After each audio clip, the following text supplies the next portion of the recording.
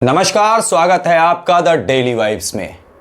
अभी हमारे साथ बक्सर के राष्ट्रीय सहारा के ब्यूरो चीफ श्री जितेंद्र मिश्रा जी हैं। नमस्कार सर, स्वागत है आपका द डेली वाइब्स में। नमस्कार, आपके चैनल को धन्यवाद।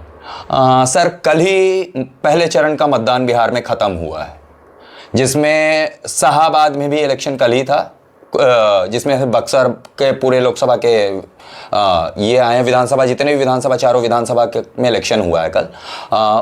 कैसे देख रहे हैं इस बार, क्योंकि वोटर टर्नआउट पहली बार बिहार में बहुत ज़्यादा मात्रा में हुआ है? देखिए, सबसे बड़ी चीज़ ये है कि इस बार जो बक्सर ज़िले के 4 विधानसभा, 199 ब्रह्मपुर, 200 बक्सर, 201 डुमरांव और 202 राजपुर सुरक्षित, जी, चारों विधानसभा में जनता का जो मोमेंट रहा वो सभी पिछले जितने भी विधानसभा के चुनाव हुए उस सभी का रिकॉर्ड तोड़ दिया। जी, और रिकॉर्ड मतदाता ने तोड़ा है तो कुछ सोचकर ही तोड़ा होगा। एंटी इनकम्बेंसी तो नहीं है? देखिए, एंटी इनकम्बेंसी भी होती है जब लोगों के अंदर कुछ दर्द होते हैं, परेशानियां होती हैं, लोग छलावा अपने आप को साबित होते हैं, लोगों को लगता है कि नहीं हम छले जा रहे हैं, तो वो भी होता है। एंटी इनकम्बेंसी भी होना सरकार के लिए कहीं ना कहीं नुकसानदेह होता है। लेकिन जिस तरह से रैलियां हो रही है और जो विकास पुरुष जिसको कहा जा रहा है नीतीश कुमार को, सुशासन के सरकार में जिस तरह से उनकी रैलियों में भीड़ जुट रही है, तो उसको एंटी इनकम्बेंसी कहाँ कह पाएंगे। जनता के बात को सुनने के लिए भी लोग आ रहे हैं और उसके बाद जो वोटिंग हो रही है उस वोटिंग की प्रतिशत इतना बढ़ जा रहा है कि लोग उम्मीद भी नहीं कर पा रहे। बड़े बड़े एनालिसिस, राजनीतिक विश्लेषज्ञ भी इस बात को लेकर माथा पकड़े हुए हैं कि भाई इतना बड़ा वोटर टर्नआउट हो गया, ये तो अपने आप में एक अचीवमेंट है। और ये अचीवमेंट जनता ने जो दिया है वो विपक्ष को दिया है या सत्ता पक्ष को दिया है, ये तो 14 नवंबर को ही पता चला। नहीं, आप ब्यूरो चीफ हैं, जिले की एक एक खबर आपके पास होती है, आपके हिसाब से मतलब क्या लग रहा है? देखिए, जो क्योंकि खबरें छन के आ चुकी होंगी अभी तक, तो आपके अभी पास तक जो एनालिसिस हम लोग किए हैं, कल हम भी कई बूथों पर गए, खासकर बक्सर विधानसभा के शहरी बूथों और ग्रामीण बूथों पर भी हम गए थे, और वहाँ ज़्यादातर लोगों का जो रुझान था, वोट डालने का जो उन लोगों का मकसद था, वो इसी रूप में था कि बिहार को पीछे नहीं ले जाना है, बिहार आगे बढ़े। विकसित बिहार की परिकल्पना उनके मन में कहीं ना कहीं डेवलपमेंट को लेकर उन लोगों ने वोट किया है। हाँ, डेवलपमेंट उनका सर्वोपरि रहा और दूसरा लॉ एंड ऑर्डर रहा। उन लोगों के मन में, खासकर महिलाओं से जब हम लोगों ने बात की, तो महिलाएं जो 60 प्लस पार कर गई हैं, जिसका 65 बरस उम्र है, 70 बरस उम्र है, वैसी महिलाएं तो कह रही है कि बाबू रे बाबू, हम लोग अभी जो स्थिति में जी रहे हैं उस स्थिति से और अच्छा स्थिति में जिए, पुनः उस स्थिति में न जाएं जो कि हम 10 बरस, 15 बरस, 20 बरस या 25 बरस की उम्र में देखे हैं। तो कहना, आप कहीं ना कहीं आपकी बातें बता रही हैं कि फिर से एनडीए की गवर्नमेंट आ रही है। लोगों का ये रुझान है। हाँ, मतलब आपने जितना समझा है उस हिसाब से मैं पूछ रहा हूँ। लोगों का ये रुझान है, लोगों का ये मत है कि कहीं ना कहीं ये सरकार रहेगी तो डेवलपमेंट भी होगा और सुशासन का राज भी कायम रहेगा। हालांकि पिछले कुछ दिनों में, वर्षों में जिस तरह से अपराध की घटनाएं बढ़ी हैं, उस पर सरकार अंकुश लगाने में विफल साबित हुई है। अपराधी बेलगाम हुए हैं, उससे तो विपक्षी दलों को भी कुछ कहने का मौका मिल गया है। इन सब का फायदा कहीं ना कहीं आपको लगता है विपक्ष को मिला है इन सब चीजों का, या फिर जनता ने एकदम ही बहाव में आकर वोट कर दिया है? देखिए, जनता दो किस्म की आज के डेट में हो गई है, एक फायदे और दूसरा अपनी व्यवस्था। फायदा उनको सीधे देख रहा है। अभी नीतीश और मोदी जी की जोड़ी ने 10-10 हज़ार रुपया प्रत्येक जीविका महिलाओं को खाते में जो उन्होंने दिया, और ये घोषणा भी कर दिया कि ये सरकार बनने के बाद 10,000 नहीं 2 लाख रुपए मिलेंगे। और ये भी अमित शाह जी आए थे बक्सर में, चाहे अन्य भी सभाओं में जाकर उन्होंने कहा है कि विपक्ष कह रहा है कि 10,000 हम वापस ले लेंगे, लेकिन उन्होंने कहा मंच से कि ये 3 पीढ़ी तक भी वापस नहीं होगा। यही कारण तो नहीं रहा कि महिलाओं का टर्नआउट बहुत ज्यादा देखने को मिला है वोट? मुझे तो यही लग रहा है, इसलिए कि अभी हाल फिलहाल झारखंड में जो हेमंत सोरेन जी की सरकार बनी है जी, उनकी सरकार डेवलपमेंट पर नहीं बनी है। वो फ्री में जो उन्होंने घोषणा किया था कि मैं 4500 रुपया दूंगा, और लोगों को लगा कि नहीं ये सरकार आ जाएगी तो मुझे मिलना शुरू हो जाएगा, उस आधार पर वो सरकार बन गई। तो कहीं ना कहीं रेवड़ी बांटकर आज के डेट में वोट बटोरने का जो ट्रेंड चला आ रहा था वो फिर से कंटिन्यू ही दिख रहा है इस इलेक्शन में भी। ये तो दिल्ली सरकार जब शुरू की थी उसके बाद से शुरू हो गया है। मतलब कहीं ना कहीं लग रहा है ना, हाँ, कि कहीं बिहार भी उसी उस पे चल रहा है, तंज पे चल रहा है उस पे। लेकिन क्या इससे बिहार का विकास तो होगा? और चलेगा, बिहार तो और चलेगा, इसलिए चलेगा, बिहार शुरू से गरीबी की दंश झेला है जी। बिहार में विकसित बिहार को बनाने के लिए कोई भी सरकार हो, अब तक जो पहल करनी चाहिए वो नहीं की है।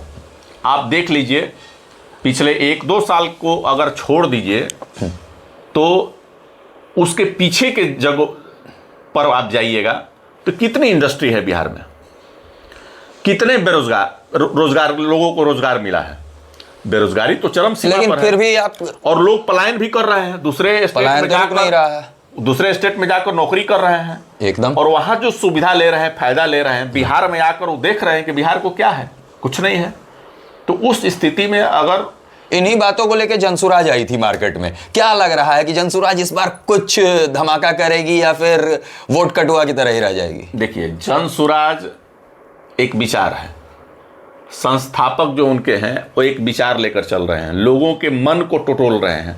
और 240 सीटों पर चुनाव लड़े हैं। वो जो लोगों को जरूरत है, लोगों की व्यवस्था, जैसे मान लीजिए पलायन को लेकर उन्होंने बात किया, वाकई पलायन एक मुद्दा है। एकदम, पलायन रुकेगा तभी रुकेगा ना जब यहाँ इंडस्ट्री, बड़े बड़ी इंडस्ट्री लगेगी, एकदम, लोगों को रोजगार मिलेगा।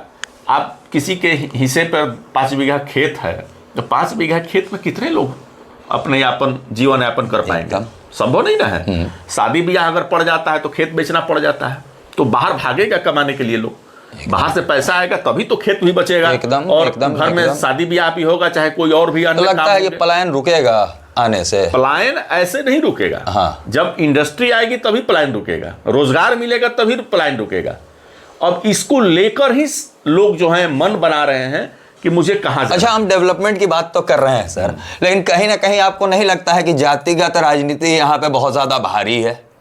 देखिए, बिहार और यूपी एक ऐसा स्टेट है जहां पर जातिगत फैक्टर शुरू से रहा है और आगे भी रहेगा, चलता रहेगा। लोग जाति में बंट जाते हैं, और इसी का रीजन है कि विकास यहाँ कम हुआ है। अगर जाति फैक्टर यहाँ शुरू से नहीं रहता और एक बदलाव की लकीर यहाँ खींची गई होती तो ये स्थिति आज के डेट में नहीं होती। फिर भी लोगों को लग रहा है कि जो अभी सत्ता पक्ष है उसने जो बिहार के लिए किया है उससे लोगों को उम्मीद जगी है। अब जो आने वाले विपक्ष है और जो उन्होंने वादा किया है उस वादे पर लोगों को कितना भरोसा जगा है। अब तो वो उनकी पार्टी के लोग भी कह रहे हैं कि ये बदलाव का वोटिंग हुआ है, क्योंकि तेजस्वी यादव ने हर घर में एक परिवार को सरकारी नौकरी देने का वादा किया है। अभी तेजस्वी यादव जी ने कुल्हड़िया में बक्सर के रैली भी की है, कितना प्रभाव आपके हिसाब से पड़ा होगा वोटर्स पे? देखिए, उनके जाति लॉबी में तो प्रभाव है, वो शुरू से है। लालू यादव जी जब से मुख्यमंत्री बने तब से लेकर अब तक यादव वर्ग जो है वो कहीं जा नहीं रहा है। नहीं, लेकिन कहीं ना कहीं पढ़े लिखे यादव जो हैं वो आज भी बीजेपी के पक्ष में आते हैं, क्योंकि मैंने खुद भी देखा, इंटरव्यू किए हैं, तो उस हिसाब से मुझे लगता है कि नहीं, पढ़े लिखे यादव जो हैं वो बीजेपी के पक्ष में आ रहे हैं। तो कितना फर्क पड़ेगा? ये आपकी सच्चाई है।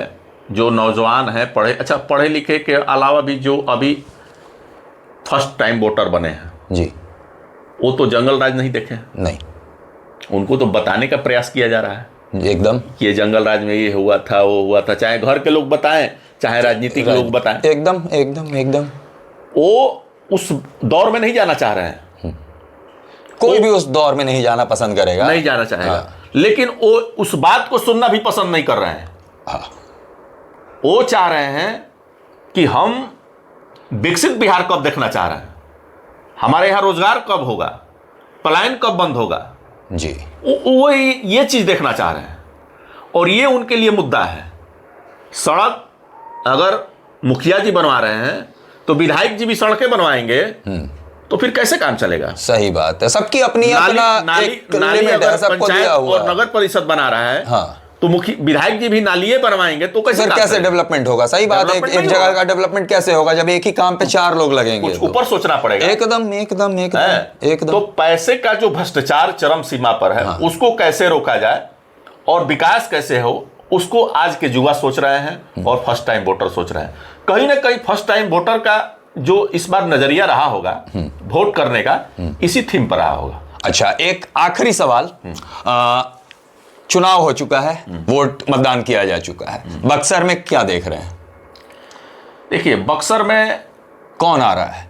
बक्सर में भी बदलाव की उम्मीद जगी है।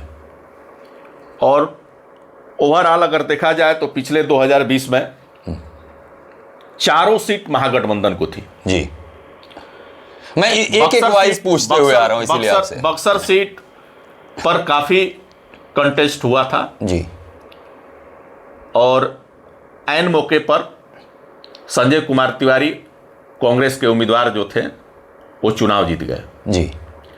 इस बार कुछ अलग रूप देखने को मिल रहा है जी, क्योंकि जो प्रत्याशी हैं भाजपा के जी, वो अपने आप में एक दमदार प्रत्याशी हैं। उनके नाम पे ही वोट गया है, उनके नाम और कमल के फूल इसी पे वोट गया। एनडीए के संगठन, अच्छा, संगठन का भी एक बहुत बड़ा रोल रहा है, क्योंकि संगठन के द्वारा और पार्टी के द्वारा इस नाम पर पहले कोई चर्चा नहीं थी, सहमति तक नहीं बनी है, आखिरी तक भी नहीं थी। लेकिन अंदरूनी जो सर्वे हुआ था जी, मुझे जहां तक कंसेप्ट आया और मुझे तो जहां तक लोगों से जो संगठन और पार्टी से जो बातें छन कराई जी, प्रदेश लेवल तक भी जो बातें छन कराई जी, उसमें यही छन कराई कि जो सर्वे कराया गया जी, पार्टी और संगठन ने जो सर्वे कराया, उस सर्वे में लोगों का ये फीडबैक मत मिला था कि अगर भाजपा से आनंद मिश्रा आएंगे तो ही संजय कुमार तिवारी उर्फ मुन्ना तिवारी को हार का सामना करना पड़ सकता है। लग रहा है कि ये चीज जो संगठन से छन के आया वो कर दिया। यहाँ के ऐसे कोई उम्मीदवार नहीं होंगे जो कि इस दमदार उम्मीदवार को पछाड़ सकते हैं। मतलब कोई ऐसा नहीं था भारतीय जनता पार्टी में चेहरा जो हरा सकता था। मुन्ना तिवारी जी का जो अपना एक व्यक्तित्व है जी, लोगों से मिलने जुलने की शैली, बात करने की शैली, काम करने की शैली, वो यहाँ के अन्य प्रत्याशियों में नहीं दिख रही थी, दूर दूर तक नहीं। तो लग रहा है कि बक्सर से आनंद मिश्रा आ रहे हैं। अभी तक जो वोट हुआ है जी, उस आधार पर दिख रहा है कि फाइट बहुत क्लोज है, बहुत क्लोज है जी। कोई भी 2000, 2500, 3000 या हार्डली 5000 तक लीड करेगा, चाहे वो संजय कुमार तिवारी जीते या आनंद मिश्रा जीते। अच्छा, आपका ये कहना है बक्सर सीट पे। डुमरांव की बात करें तो डुमरांव सीट पर जदयू संक्षिप्त में का ये रहा कि ददन पहलवान का वोट प्रतिशत बढ़ता है जी, तो जदयू वहां फाइट करेगी जी। लेकिन जिस तरह से फीडबैक मिल रहा है कि ददन पहलवान 10,000 से नीचे होने जा रहे हैं और जन स्वराज 10,000 प्लस करने जा रहा है, तो कहीं ना कहीं समीकरण बिगड़ जाएगा और फिर से समीकरण बिगड़ेगा और रिपीट हो जाएगा। पुनः महागठबंधन वहां माले जो अजीत कुशवाहा जी हैं वो चुनाव जीत सकते हैं। एक हॉट सीट है बरहमपुर, उस पे क्या लग रहा है?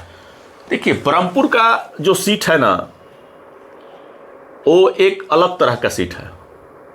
बरहमपुर में शंभूनाथ यादव जो हैं, भले ही राजद के सिंबल पर चुनाव लड़ रहे हैं, लेकिन जैसे यहाँ संजय कुमार तिवारी लोगों के लिए मतलब लगता है कि नहीं, तिवारी जी लोगों से मिलते हैं, जुलते हैं, बात करते हैं, कभी भी जाइए तो एनी टाइम खड़े रहते हैं, उसी तरह से शंभूनाथ यादव का वहाँ रोल है।